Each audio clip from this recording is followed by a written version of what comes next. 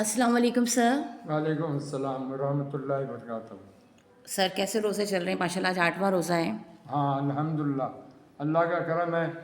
अल्लाह ने कराची में मौसम साजगार, हर चंद के दोपहर में थोड़ी धूप होती है लेकिन साइडों पर ठंडी हवा चलती होती है, तो मौसम बड़ा मुतदिल है। और माशाल्लाह हमारे ऑर्गेनाइजेशन की एक्टिविटीज़ भी जो है उसी तरह अपने मामूल के मुताबिक चल रही है। अल्लाह का करम है, अल्लाह ने इतनी सेहत भी दी है अल्लाह के फजल से कि हम इन उमूर को पूरा कर पा रहे हैं। अल्हम्दुलिल्लाह अल्हम्दुलिल्लाह। सर वैसे माशाल्लाह आपने तो काफ़ी डिफ़िकल्टीज़ फ़ेस की हुई हैं, लाइक पैप बनाने में। जब पूरे पाकिस्तान में आपने पैप की ब्रांचेस बनाई हैं तो उसमें आपको क्या किस तरह की कोई मुश्किलात तो यकीनन आई होंगी, क्योंकि नया नया काम था, पहली मरतबा का काम था। फिर एशियन ब्लाइंड यूनियन के भी आप प्रेसिडेंट भी रहे, तो वहाँ का भी आपके पास एक्सपोजर था और वहाँ के भी मामलात आपके यकीनन नज़र में रहे। तो उस सब से हमारा भी तारुफ़ करवाइए। शुक्रिया। बिस्मिल्लाहिर्रहमानिर्रहीम। अल्हम्दुलिल्लाह, ये बात हकीकत है जिसका मैंने मुशाहिदा और तजुर्बा किया है कि अगर अल्लाह को काम लेना होता है तो अल्लाह हालात साजगार कर देता है। मिसाल के तौर पे मैं एक बात बताऊं, जब हमने फर्स्ट ईयर सेकंड ईयर में दाखिला लेके अभी अदीब आलिम अदीब फाजिल वगैरह में, तो हमारे पास हम सोचते थे कि पढ़ाई कैसे करें। कॉलेजों में दाखिले की गुंजाइश तो होती नहीं थी, उस वक्त नाबीनाओं को मिलते नहीं थे। अच्छा। या उसी ज़माने में प्रोफेसर आदिल हुसैन ने नेशनल कॉलेज में शुरू किया था थोड़ा, लेकिन हमने एक अखबार में खबर दी कि हम नाबीना अफराद हैं, पीएबी से वाबस्ता हैं और हम लोगों को ऐसे टीचरों की ज़रूरत है जो हमें पढ़ाए भी और किताबें सुनाए।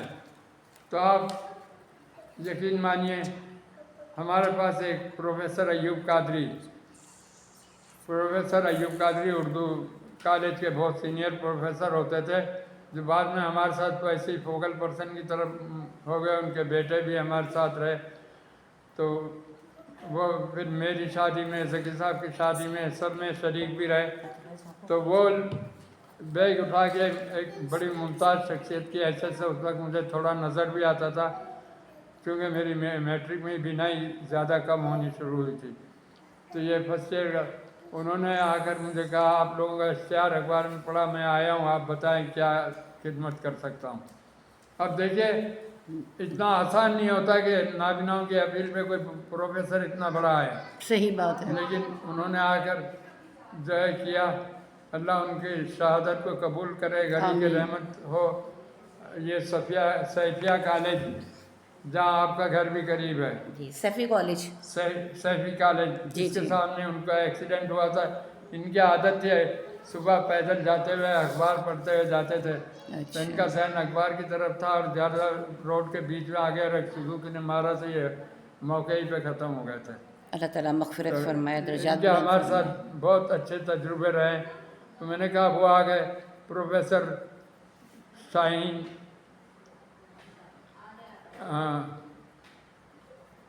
उर्दू की प्रोफेसर थी और गवर्नमेंट डिग्री कॉलेज कराची, ये जो पीरियर रोड पे गवर्नमेंट डिग्री कॉलेज है ना, जी जी। वहाँ की उस्तानी थी। जी मेरा कॉलेज है वो, मैंने वहाँ हाँ, से, मेरा कॉलेज है, मैंने वहाँ से इंटरमीडिएट किया है। तो उसमें आपको स्टाफ रूम जो है ना, जी उस जी। तरफ पड़ता था जहाँ पीरियर रोड, ये सामने असेंबली। दो मस्जिदें थी। जी जी, असेंबली की तरफ। असेंबली की तरफ एक गेट यहाँ से होता था, तो यहाँ जी। एक यूनियन का कमरा था।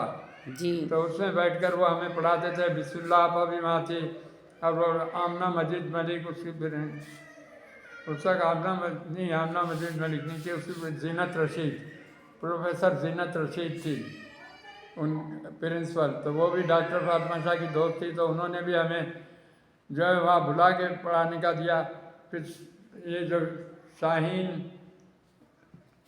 शाहीन बहुत अच्छा नाम उनका है, वो यहाँ रहती थी, ये डिसलवा टाउन, पापोश के बैग पे जो डिसलवा टाउन है, जी तो जी। अपने घर पे बुला के हमें पढ़ाती थी। और वो बोलती थी, खुश होती थी कि आप लोगों की नॉलेज जो है बात चीज़ों में हमसे ज़्यादा है, क्योंकि हम अदीब आलिम फाजिल पढ़ रहे थे, उसमें उर्दू का बड़ा जानदार पैकेज होता है। तो कह रही थी वो हमेशा हमें अप्रिशिएट करती थी कि मैं आपको पढ़ाते हुए आप आपसे सीख रही हूँ। और जब वो लाहौर ट्रांसफ़र हो गई तब भी वहाँ से अक्सर रब्ता करती थी। तो ये उस ज़माने की बात बता रहा हूँ जब अवेयरनेस नहीं था। वो अपने घर पे बुलाती थी हमें, और हमारी मैं होता था, ज़की साहब होते थे, सरफराज साहब होते थे, जो भी पढ़ना चाहते थे वहाँ पर वो हमें पढ़ाती थी। माशाल्लाह। अल्लाह इन लोगों को अगर ज़िंदा है तो प्रोफेसर शाहीन साहिबा को भी अजर अजीम से नवाजे, उनकी आल आमीन औलाद की गायब से मदद करे। तो आमीन। मैंने आपको बताया कि जब अल्लाह ताला को करना होता है, ये मैं बैकग्राउंड दे रहा था आपके जी सवाल जी। में, कि अल्लाह ताला को कराना होता है तो राहें आसान कर देता है। और आप जब हज़म करते हैं ना तो बिलाशुबा। अल्लाह ने कहा फिर अल्लाह पे भरोसा करो, अल्लाह तुम्हारे उमूर को संवारेगा। बिल्कुल। तो पीएबी का मैं जनरल सेक्रेटरी बनने का हौसला नहीं कर रहा था एक्चुअली लेकिन डॉक्टर फातिमा शाह ने कहा नहीं, तुम में सलाहियत भी है, टैलेंट भी है, तुम्हारी शख्सियत है, तुम पीएबी के जनरल सेक्रेटरी का इलेक्शन लड़ो। तो वो इलेक्शन में मैं इलेक्ट हो गया, बिला मुकाबला इलेक्ट हो गया माशाल्लाह 1972 में। माशाल्लाह। अब मैं यही सोच रहा था, मुझे ये था कि भाई इसके काम को कराची तक या एक लाहौर शहर तक महदूद नहीं रहना चाहिए, पूरे मुल्क में होना चाहिए। मैंने 1972 ही में कोई 15 शहरों का दौरा किया वैसे, माशाल्लाह। और 3 महीने बाद ही शुरू कर दिया था। सबसे पहले हैदराबाद, नवाबशाह, ये उसी ज़माने में हमारी ब्रांचें बनी। तो मैं एक बड़ी मुश्किल पेशावर की ब्रांच के से जिक्र करूँगा, बाकी नवाबशाह में भी ख़ास सूरत हाल रही। तो पेशावर में ये सूरत हाल थी कि तकरीबन ये 13-14 दिसंबर की बात थी 1972।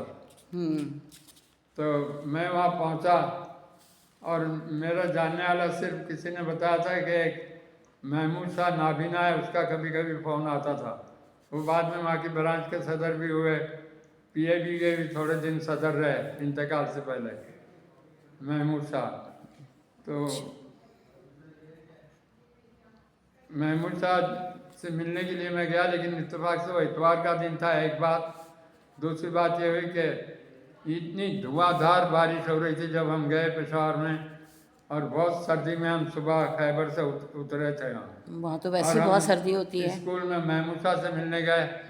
तो मुझे वहाँ पर एक रफ़ीक साहब उस्ताद मिले जो मसूदुर रहीम लोन पिंडी में हमारे जो भावलपुर के स्कूल से पढ़ के गए हुए थे। वो बहुत अच्छे बाद में हमारे साथी बने थे, मसूदुर रहीम लोन। तो उनके वो बहनवे थे, वो पेशावर में टीचर थे। तो उन्होंने मुझे कहा, शाहिद साहब आपका नाम सुना है, आप जनरल सेक्रेटरी है, आप आए तो आप मुझे चांस देंगे, आप फिलहाल मेरे पास रहे, इतवार का दिन है, आप नाश्ता करें, अगर कोई सूरत होती है, और ना फिर आप कल काम कीजिएगा। तो मैं अभी नाश्ता कर ही रहा था, तो वहाँ एक निज़ाम उस्ताद थे मैथमेटिक्स के, वो आगे गए, मैंने सुना आपको मैथमेटिक्स अच्छी आती है आपको। अच्छा, यानी हमें किसी ने अजनबियत नहीं दी है। थोड़ी देर बाद साबिर शाह आ गए। साबिर शाह ओवरसियर थे और वहाँ के प्रिंसिपल थे महमूद शाह महमूद शाह। किसके प्रिंसिपल थे? आरजी प्रिंसिपल थे स्कूल के। वो कमर्शियल इंस्टीट्यूट जो ग्रेजुएशन का बड़ा इंस्टीट्यूशन होता है जैसे आईबी है ना, जी जी। वो बैग पर ही था उस स्कूल के, उसके प्रिंसिपल थे। लेकिन उनको डोल चार्ज दिया हुआ था स्कूल का। तो उनके बिरादर, उनके मकसद दामाद थे एक तरह से साबिर शाह, उनको ओवरसियर बनाया हुआ था। तो वो इतवार के दिन उनको पता चला ना कि एक नाबीना है कराची से यहाँ नाबीनाओं की ऑर्गेनाइजेशन बनाने, तो बड़े परेशान हुए। लेकिन उन्होंने मेरे साथ बड़े खुश अखलाकी का मुजाहरा किया, माशाल्लाह। मुझसे बहुत अच्छी तरह मिले, ऑफिस से ले गए, शाहिद साहब का क्या प्रोग्राम है, कैसे आए। तो मैंने कहा ये है, आज इतवार के दिन तो कोई नहीं मिलेगा, तो आप मेरे मेहमान रहे इतवार को। मैं अभी थोड़ी देर में आपको शादी में ले जाऊंगा, एक यहाँ पर शादी है, और आप पठानों के यहाँ की शादी आपने वैसे भी देखी होगी, लेकिन जो पढ़े लिखे पठान हैं आजकल कैसे कर रहे हैं। तो एक होटल था, उसमें इतना बड़ा होटल नहीं था, लेकिन टेबल कुर्सियाँ लगी हुई थी, और वलीमा हुआ उसमें मुझे वो ले गए, तो पेशावर जाते ही मुझे पहले ही दिन वलीमा खाने का मौका मिल गया। माशाल्लाह। उसके बाद बाड़ा यहाँ की मशहूर, उस ज़माने में बाड़ा मशहूर था। बाड़ा मार्केट, बाड़ा मार्केट जब वो हो गई है ना, पठानों की दुकानें। हयाताबाद, जी जी जी। क्योंकि ये हयात वहाँ के वज़ीर आला भी रह चुके थे ना पीपल्स पार्टी के दरमियान, तो जी जी शेरपाव, हयात खान शेरपाव जो थे, जी। अच्छा। जिनके भाई अभी आफ्ताब शेरपाव उन्हीं को कैश कर रहे हैं। तो हयात शेरपाव के नाम पे ये हयात खान बना। तो बाड़ा मुझे ले गया, बाड़े की सैर कराई मुझे, तो इतना ऐसा लगा कि यार ये अल्लाह की कितनी रहमत हो गई कि मौसम भी इतना टफ हुआ जब हम आए। उसके बाद हमारे साथ ये हुआ, वहाँ से घुमा के लाया, मुझे रखा। कल फिर महमूद शाह आएगा तो आप मिले, लेकिन आप मुझे बताएं ये नाबीना अफराद यहाँ अच्छी तरह से रह रहे, खा पी रहे, स्कूल में इनको हॉस्टल में खाना पीना मिल रहा है, तो आप इन लोगों को क्यों खार करना चाहते हैं? निकाल के यहाँ ब्रांच बनाएंगे तो ये लोग फसाद शुरू करेंगे, हड़तालें करते हैं, ये वो। मैंने कहा हम पूरे मुल्क में काम कर रहे हैं और ये दुनिया में हो रहा है कि अब नाबीना अफराद को अपने पैरों पे खड़े करने का। तो मेरा मकसद बोल रहा है आपको मैं देख कर तालीम याफ्ता, आप खुद पढ़ा रहे उस्ताद है, तो मुझे खुशी हो रही है। लेकिन हमारे यहाँ तो यही है कि बनाने की इजाज़त ना दी जाए। मैंने कहा मैं आपसे इजाज़त लेने के लिए नहीं आया, ये तो सोशल वेलफेयर से हमें करना है। जी नहीं, सर, ये आपका हाँ? एक शाइस्ता को साइन करवाने की साइन की कर बात दे कर सर, रहे हैं। मैं वो चली जाऊँ ना फिर वो इस्माइल भाई के साथ। सर यहाँ, जी सर यहाँ, जी अगर सर। उन्होंने कहा ना कुछ चेक का तो मुझे फिर बता दीजिएगा, तो मैं इस्माइल को भेज दीजिएगा तो आ जाऊँगा। ठीक है सर। आपकी अल्लाह मदद करे, आसानियाँ पैदा करे। आमीन सुम्मा आमीन। जी सर। जी फिर क्या हुआ फिर? हाँ, तो मैंने कहा मैं सोशल वेलफेयर में भी अभी नहीं जाऊंगा, पहले अपने नाबीनाओं को तैयार करूंगा, वो तैयार होंगे तो वो जो है अकबरपुरा में रहते थे महमूद शाह गाँव में, वहाँ से वो दूसरे दिन आए तो मिले, कुछ लोगों से मेरी मुलाकात कराई और मैंने वो वहाँ 14 तारीख को PAB सुबह सरहद की, उस वक्त सुबह सरहद कहलाता था ना, जी जी। तो उसकी बुनियाद रखी। महमूद शाह सदर हुए और एक अब्दुर्रहमान था वो जनरल सेक्रेटरी हुए। कयूम का अब इंतकाल, अब्दुर्रहमान का, महमूद शाह, तीनों के इंतकाल हो चुके हैं। अल्लाह गरी के रहमत करे, लजीजों से सर पे नजर करे। आमीन आमीन। सर ये वही वाली ब्रांच है जहाँ हम लोग जाते हैं, हयाताबाद की? हाँ, नहीं, हयाताबाद के अलावा पेशावर में कारी साहब के इदारे में गए। जी जी। स्कूल में पिछले साल कारी साहब ने कराया था, आप गई थी ना? जी जी मैं गई थी। हाँ, तो वो स्कूल है, बहुत बड़ा इंस्टीट्यूशन है। स्कूल की प्रिंसिपल से भी मुलाकात हुई थी। हाँ, स्कूल की प्रिंसिपल से भी मुलाकात हुई थी। हाँ, वो होता है GT रोड पर है। उसके एक ज़माने में नजमा खातून भी प्रिंसिपल रही, वो भी बड़ा रिगार्ड करती थी। तो उस स्कूल में मैंने फिर हर साल 1-2 बार आना जाना। फिर हमने जब पेब हाउस वहाँ ख़रीदा नार्वे वालों के ताउन से, तो वहाँ कोर्सेज कराने जाना आना बहुत रहता था।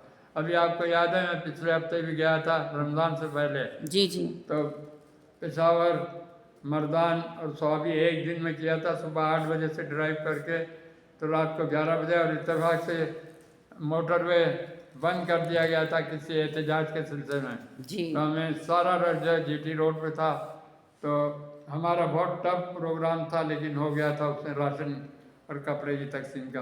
तो इस तरह से वो ब्रांच वहाँ बन गई, वो ब्रांच इस्टेब्लिश हुई।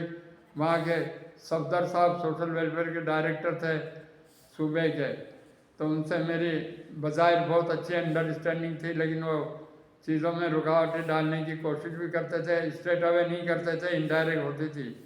अल्लाह उनको भी गरी के रहमत करे। वो हमारी नेशनल काउंसिल थी, उसमें भी मेंबर थे, गवर्नमेंट ऑफ पाकिस्तान की सोशल वेलफेयर की। तो इस तरह से उस ब्रांच को बनाने में मुझे थोड़ी रुकावट डाली गई थी, लेकिन वो ब्रांच बन गई। और उसके बाद एक साल 2 साल बाद स्वाबी मर्दान और ये सारी ब्रांच आहिस्ते आहिस्ते बनना शुरू हुई। और उन सब जगह में जहाँ भी ब्रांच खुलती थी पहले जाता था, बाद में मैंने उनके हवाले किया कि अब आपका काम आगे बढ़ाने का। मैं हैदराबाद में हम लोग गए और अभी मेरी जनरल सेक्रेटरीशिप को 1.5 महीना हुआ था, हैदराबाद का हमने विज़िट किया। तो हैदराबाद में वहाँ हमारे वली हुसैन साहब और रियाज साहब ये लोग पहले से मौजूद थे, और शहादत साहब वहाँ शहादत साहब भी वहाँ उस दिन हैदराबाद में रहते थे, ये जो शहादत के लिए आते हैं। जी जी। तो वली हुसैन वगैरह ने मुझे दावत दी कि आप हैदराबाद में ब्रांच बनाए, हमारे पास यहाँ प्रोफेसर कवि है सिटी लॉ कॉलेज के प्रिंसिपल, वो हमारा बड़ा रिगार्ड करते हैं, तो आपको मिलाएंगे। जब मुझसे मिले तो बहुत खुश हुए और वो उनको पैटर्न बनाया तो बन गए। इसके अलावा अनवर अहमद जई, प्रोफेसर अनवर अहमद जई आप जानती हैं? जी जी बिल्कुल। वो वहाँ सिटी कॉलेज में भी पढ़ाते थे, बाद में वो तो उनसे हमारे ताल्लुकात हो गए, और वो हमारे ऐसे गहरे दोस्त बने जो तंजीम के परवान चढ़ने में कवि साहब तंजीम के खजानची भी बन गए, PAB हैदराबाद के। देखे कितने जी। अच्छे लोग मिले, आप सोचे माशाल्लाह, बिल्कुल बड़े अल्लाह हाई की मदद है ये। और फिर रजी जयपुरी, उनके बेटे थे इलियास साहब, स्टेशन डायरेक्टर हैदराबाद के डायरेक्टर, बाद में कराची के भी हुए। इन्हें रेडियो पाकिस्तान के डायरेक्टर थे उनके बेटे। जी रजी जयपुरी जो है वो इस तरह बोलते थे, सुजक्का अन सुजक्का, कहते हैं हम तो नाबिना को नाबिना नहीं बोलते थे, ब्लाइंड नहीं बोलते थे, सुजक्का यानी जिसको सूझता है, दिखता है। अच्छा। गुजराती जबान में कहते हैं ना, हमारी गुजराती जबान में भी कहते हैं कि इसको सूझता नहीं, यानी इसको नजर नहीं आता। अच्छा। तो सुजक्का अन सुजक्का बोलते थे, यानी सुजक्का नाबिना और गैर अनसुजक्का। नाबिना। सही। तो ऐसी शख्सियतें मेरी पहले दौरे में हुई। फिर हम लोग इत्तेफाक से वहाँ पहुँचे तो 5 बंदे एक रिक्शा में बैठ कर गए थे, यानी स्टेशन से उतरे थे ना हैदराबाद, उस ज़माने में बसें ऐसी नहीं चलती थी इतनी ज़्यादा, ये भी नहीं था मोटरवे, जो सुपर हाईवे नहीं था, तो बहुत लंबा परेशानी होती थी, तो हम ट्रेन से गए थे। तो स्टेशन से हम उतर के गए तो हमारी इन सब से मुलाकात हुई। वली हुसैन साहब का आप जिक्र सुनती हैं, जी बिल्कुल। उनकी बेटी प्रोग्राम में आने वाली भी हैं। तो वो स्टील मिल में बाद में मैनेजर हो गए थे, टेलीफोन के महकमे में माशाल्लाह। डिप्टी मैनेजर थे शायद। तो उन इस लोगों तरह ने जो है आपकी- वहाँ असल बात ये हुई थी कि वहाँ अली मोहम्मद अंसारी, डॉक्टर अली मोहम्मद अंसारी एक बड़ी शख्सियत थी, उनसे भी मुलाकात हुई। वो सेक्रेटरी थे एजुकेशन के, और नहीं हेल्थ के, सॉरी हेल्थ के सेक्रेटरी थे, और पहले सोशल वेलफेयर हेल्थ के अंडर था, इंडिपेंडेंट नहीं था। अच्छा। सोशल वेलफेयर पहले इंडिपेंडेंट नहीं था उस जमाने में, हेल्थ के अंडर था, तो वो थे सेक्रेटरी। तो वो लियाकत मेडिकल कॉलेज में भी, जो बाद में लियाकत मेडिकल कॉलेज जो है सिंध मेडिकल यूनिवर्सिटी हो गया अब, इसमें वो प्रोफेसर थे, डॉक्टर थे ना, अली अहमद अंसारी, बहुत डिसेंट पर्सनैलिटी थी। तो उन्होंने, हमने उनसे भी वैसे मुलाकात की, और बहुत अच्छी तरह ब्रांच बन गई, लेकिन ब्रांच को रजिस्ट्रेशन 1 साल तक नहीं मिल रहा था। तो यहाँ हैदराबाद ब्रांच के सिलसिले में मैं परेशान था कि किस तरह किया जाए। वहाँ पर एक और 2 लोग बड़ा नाम, नूर इलाई वगैरह जो थे ना, वो कहते थे ब्लाइंड कैसे चलाएंगे तंजीम, ब्लाइंड कैसे चला देंगे। यहाँ भी हमें कराची में भी सोशल वेलफेयर वाले कहते थे, लेकिन बड़ी डॉक्टर फातिमा शाह की दुबंग शख्सियत थी और लोगों का असर था, तो इस वजह से वो आसानी से हो गया था रजिस्ट्रेशन। आइजाबिल्ला ग्रांट भी थी बैग पर, तो अल्लाह ताला की मदद रही शामिल। तो हैदराबाद में उन्होंने दिया नहीं। अब इत्तेफाक की बात, एक सोशल वेलफेयर कॉन्फ्रेंस हुई, उसमें श्री रहमतुल्लाह ने रिपोर्ट दी, डायरेक्टर थी सोशल वेलफेयर की सिंध की, जो नाबिनाओं के ज़्यादा हक में कभी भी नहीं रही, शख्सियात के हक में थी। वैसे मेरी उनसे हमेशा टसल रही। वैसे अल्लाह उनको गरीब के रहमत करे, मेरी वजह से उनको जो तकलीफ़ हुई अल्लाह मुझे माफ़ कर दे। तो वो ये मेरे ख्याल में गुजराती फैमिली से ताल्लुक़ रखती थी, तो उन्होंने जो है रिपोर्ट दी कि 6,000 के करीब तंजीमें पूरे सिंध में बनी हुई है सोशल वेलफेयर की, लेकिन उनमें से अक्सर जो है सिर्फ कागज़ पर है, उनका कोई वैसा वजूद नहीं है। सुना ये रिपोर्ट उन्होंने दी। और चीफ गेस्ट कौन थे वहाँ? डॉक्टर अली मोहम्मद अंसारी, अच्छा। जिनका मैंने बताया था कि बड़ी पावरफुल शख्सियत थे, तालीम के लिहाज से भी, ओहदे के लिहाज से भी। तो जब ये उनका पेपर हो गया तो मैंने एक चूज करके सवाल किया खड़े होकर। अच्छा। तो सवाल जब किया मैंने कि मैडम ने कहा इतनी तंजीमें बन गई और उससे अक्सर पेपर पर है, तो ये कसूर उनका है जो पेपर वाले, या बगैर उन तंजीमें बनी कैसे अगर पेपर पे उनका वजूद का देखने के बाद बनाई जाती है? तो एक तो मैं ये पूछूंगा, और मैंने कहा दूसरी तरफ हमारी हैदराबाद ब्रांच इतनी एक्टिवली काम कर रही है कि पूरा स्कूल चल रहा है, और जिस स्कूल को आप भी मदद करते हैं उसका अभी तक रजिस्ट्रेशन नहीं दिया। तो डिप्टी डायरेक्टर बैठे थे रिजवी साहब, उससे कहा sir this is irrelevant question. तो अली मोहम्मद अंसारी ने कहा नहीं ये रिलेवेंट नहीं है, आप उनको जवाब दें, ये रिलेवेंट क्वेश्चन है। सही। तो फिर शेरी रहमतुल्लाह ने कहा हाँ देखिए हमारे पास ये आए नहीं होंगे। मैंने कहा ये आपके पास डायरेक्ट तो आ ही नहीं सकते थे, नूर इलाही साहब को आगे भेजना था, नूर इलाही साहब ने इनके कागजात को आगे बढ़ाया ही नहीं। उस कॉन्फ्रेंस के बाद नूर इलाही साहब का रवैया भी काफ़ी बेहतर हो गया था। उस वक्त तक बड़ी मुश्किल। तो अली मोहम्मद अंसारी ने कहा नहीं ये कल मेरे पास कागजात लेके आए, कल हम इनकी रजिस्टर कर देंगे, शेरी रहमतुल्लाह ने ऐलान किया वहाँ। इस तरह हैदराबाद की ब्रांच की रजिस्ट्रेशन का काम हुआ। बाद में हैदराबाद में फैब हाउस खरीदा गया और उसके भट्टी साहब इंचार्ज हुए थे। उस वक्त तक भट्टी साहब भी इंट्रोड्यूस हो गए थे, ब्रांच बनते और भट्टी साहब का वजूद नहीं था। उस वक्त तक भट्टी साहब जो है मुतारिफ नहीं थे। जब ब्रांच बन गई तो बाद में मुतारिफ हुए, क्योंकि भट्टी साहब पार्शली साइटेड थे और नॉर्मल स्कूल में पढ़ते थे। सही। और भट्टी साहब का पहले भी जिक्र हुआ है ना? अटक हाँ हाँ भट्टी साहब का पहले भी काफ़ी जिक्र जिक्र हुआ। मैंने जी, किया है, काफ़ी। खालिद जी, हुसैन भट्टी, पिछली इसलिए मरतबा। मैंने जी भट्टी जी, साहब। आबद हुसैन भट्टी साहब। अच्छा तो मैं अब आज नवाब शाह का जिक्र करता हूँ। जी बताइए। एशिया वाली चीज़ तो बाद में बतानी पड़ेगी, कल नवाब शाह का करता हूँ, देखे कितना टाइम होता है। फिर नवाब शाह की हमारी ये खुशखबरी थी कि नवाब शाह वाले हमारे पास आए, तो एक अलादीनो डेरा जो अभी भी आते हैं हमारे साथ, जी जी। आप देखती हैं। ये आए, उन्होंने कहा नवाब साहब में साईं आप आए हैं, हम लोग आपको वेलकम करेंगे। तो अच्छा हम 5 लोग गए। महमूद लासी होते थे, आपने उनको शायद नहीं देखा या PDF में भी आते थे। महमूद लासी थे, मैं था, सरफराज साहब थे, जकी साहब थे, 2 लोग। तो हम लोग उधर नवाब शाह जाने को उसी दिन पहली बार हम लोग खैबर महल से गए थे। जी। तो हमें नवाब शाह उतरना था, शहजाद कोट के बाद शहजाद कोट पर रुकती है और फिर नवाब शाह आता है। तो जब ये टंडो आदम से आगे बढ़ी और शहजाद कोट पर पहुंची तो उस दिन वहाँ नहीं रुकी। उसी दिन से, उसी रात से उसका वो स्टेशन ख़त्म कर दिया गया था, वो डायरेक्ट नवाब शाह जाती थी। अच्छा। उसी दिन नवाब शाह गए। अब नवाब शाह आया तो हम समझे ये शहजाद कोट आया, अब तैयारी हमने की। तो आगे जाकर वो पटीजन पे रुकी। हमने पूछा यार ये क्या मसला है, अभी तक आया नहीं। तो कहा वो तो नवाब शाह पीछे गुजर गया।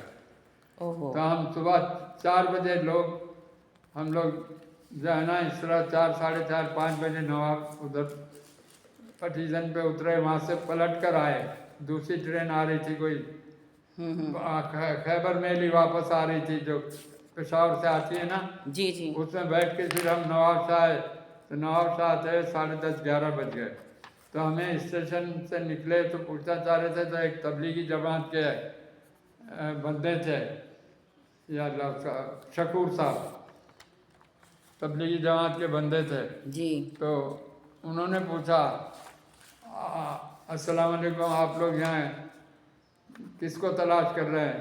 तो हमने कहा ये जगह थी अल्लादीनो डेरा एक है जो नूरुल्लाह डेराज का भतीजा है और उसके डायरी साहब के बराबर में उनका मकान है। कादर डायरी कॉलेज के प्रिंसिपल थे। तो हमने कहा वो चक्की भी है वहाँ पर आटे की। तो कहा आप फिक्र नहीं करें, मैं आपको पहले मैं जाता हूँ देख के आता हूँ। तो स्टेशन से बिस्मिल्लाह चौक और वो पैदल का रास्ता था, कोई ज़्यादा दूर नहीं था।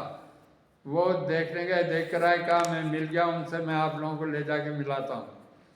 तो उन्होंने मेरा हाथ पकड़ा ना, तो मुझे कहा हाफिज साहब मैं आपसे एक सवाल करूँ। अच्छा। हालांकि मैं उस वक्त पैंट शर्ट वगैरह था, क्लीन शर्ट था सब कुछ। तो उसने हाफिज साहब कहा जी। मैंने कहा बिल्कुल ज़रूर करें, हम आए इसीलिए। ये आपको जो है ये अंग्रेज़ी बाल बनाना और ये कपड़े पहनना और ये अंग्रेज़ी और ये कौन सीखता है, आप ये कपड़े वगैरह पहनने कैसे सीखे आपने? अच्छा। तो मैं हंस पड़ा। मैंने कहा भाई ये तो चीज़ें जो है घर से आदमी सीखता है, कोई सिखाता थोड़ी है। ये सब हमने अपने घर से सीखा हुआ है। मैंने अच्छा मुझे उन्होंने हाफिज साहब कहा ना, तो मैंने कहा मौलवी साहब। अच्छा मुझे उस वक्त तक नहीं पता था कि वो तबलीग जमात के। मैंने जानबूझ के कहा क्या आप मुझे हाफिज क्यों कह रहे हैं? मैंने उनको मौलवी कहा। अच्छा, तो जवाब मौलवी में। साहब, तो उन्होंने कहा आपको कैसे पता चला मैं मौलवी हूँ?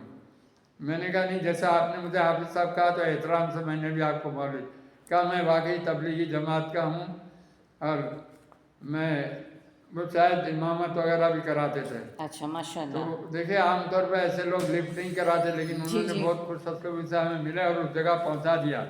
अल्लाह डिनो डेराज की जो जगह थी ना, सिकंदर डेराज का कोई दफ्तर था जो नूरुल्लाह डेराज का बेटा था और अल्लाह डिनो का भांजा था, जिसका बाद में हाईवे पे एक्सीडेंट हो गया था और डेथ हो गई थी, सिकंदर डेराज।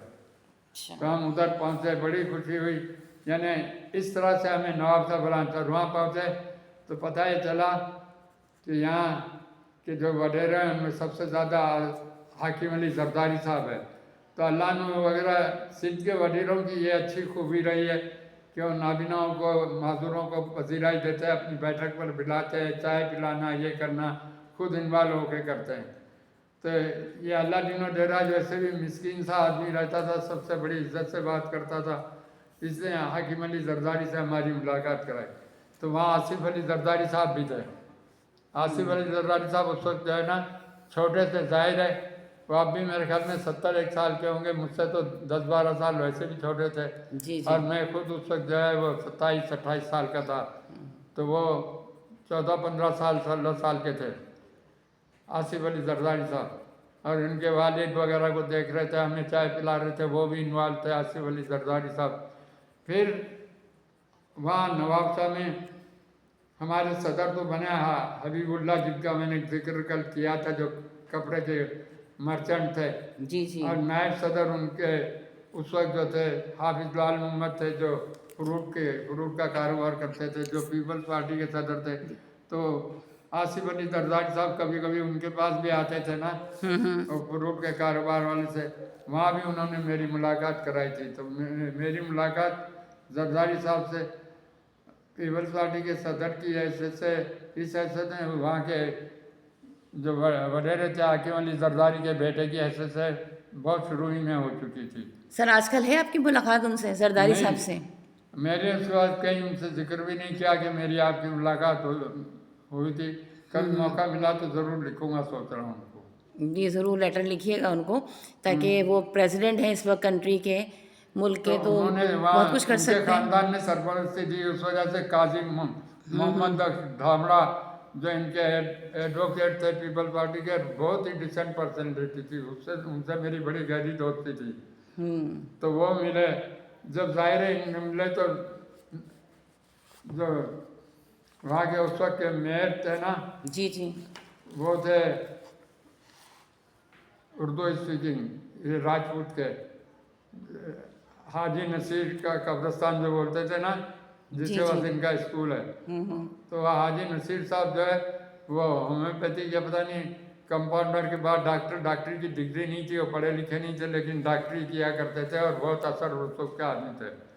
उनके पास जगहें भी थी, उन्होंने कब्रिस्तान के लिए भी जगह दी थी। तो हाजी नसीर का जो नाबीनाओं का स्कूल है ना नवाब शाह में, जी जी आपने विजिट किया है? जी मैंने किया है। और उस स्कूल के बराबर में प्लाट कब्रिस्तान है बैक पर, जी तो कब्रिस्तान की जगह भी दी और स्कूल के लिए भी उन्होंने हाजी नसीर ने जगह दी। मैंने मुलाकात की थी, मुझे अल्लाह दिनों देराज ले गए थे, तो वहाँ तामीर का काम हमने शुरू किया।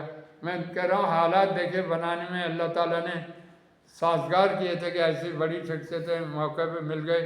और नवाब शाह जो है उसका रजिस्ट्रेशन फिर हमारा 24 घंटे के अंदर, जैसे बलूचिस्तान का हुआ था, नवाब शाह ब्रांच का रजिस्टर। डॉक्टर नूर इलाही एक वहाँ के बड़े मशहूर डॉक्टर थे, जिनके बेटे मसूद इलाही थे, जो जोहरा कासिम जो नाच पढ़ा करती थी, इनकी बेटी थी, जाहिर कासिम की बेटी थी जोहरा कासिम, उनसे उनकी शादी भी हो गई थी अच्छा मसूद इलाही से। तो डॉक्टर नूर इलाही भी हमारे साथ बहुत कोऑपरेशन करते थे। फिर वहाँ एक पारसी बाग है नवाब शाह में, उसकी अथॉरिटीज़ हमें इजाज़त देती थी पारसी बाग में भी आने जाने की। तो यानी नवाब शाह से हमारा गहरा अटैचमेंट उसी वक्त से शुरू हुआ। तो ब्रांच से बनाने की जब मैंने कोशिश की ना, तो मुझे